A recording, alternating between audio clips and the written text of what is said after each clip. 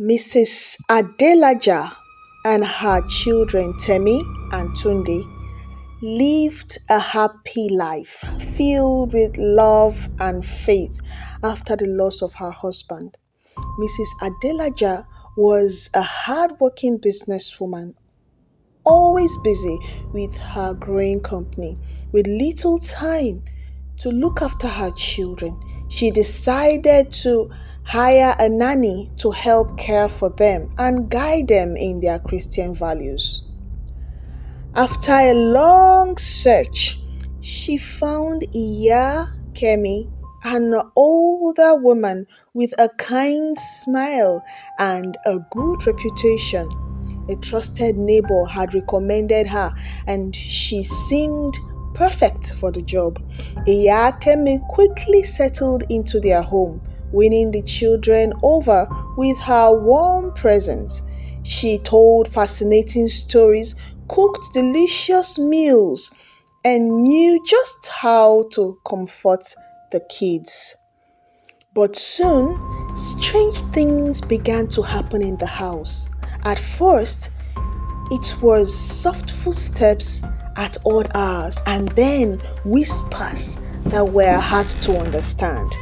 Temi, who was always cheerful, began waking at midnight, odd hours, her face pale with fear. She claimed that a dark figure stood in the corner of her room watching her. Tunde, who was always full of energy, became quiet and withdrawn, always staring into the air and walls as though seeing something no one else is seeing. Mrs. Adelaja noticed the changes but was too busy and tried not to think much of it. She brushed it off as stress until one night. It was a hot evening and the air felt heavy. Not too long after the family got into bed, Temi's terrified screams filled the house. Mrs. Adelaja rushed to her daughter's room, her heart racing. "Mommy, the shadow is back," Temi cried, tears running down her face. Mrs. Adelaja held her daughter close. "Shh, my love, God is with us. Let us pray." They prayed together, asking God for protection through Jesus. Slowly, Temi calmed down, but the uneasy feeling remained in the room. She felt a strange presence. Just as Mrs. Adelaja was about to leave, a chill ran through the room. The light dimmed and a whisper echoed around them, sending shivers down her spine. Looking towards the door, she saw Iya Kemi standing by and her shadow in the dim hallway light startled Mrs. Adelaja. "I heard the noise," Iya Kemi said, her voice calm but somehow troubled. "Children have such wild imaginations, don't they?" Iya Kemi said, smiling, but something in her eyes made Mrs. Adelaja suspicious of her.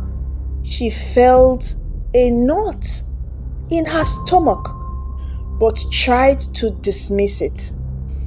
The next morning, everything felt okay. Temi was unusually quiet, her eyes darting around nervously, and Tunde seemed distant, his breakfast untouched.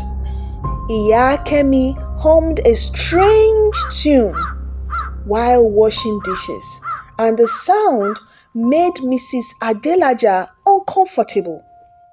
"Are you all right?" Mrs. Adelaja asked, hiding her worries.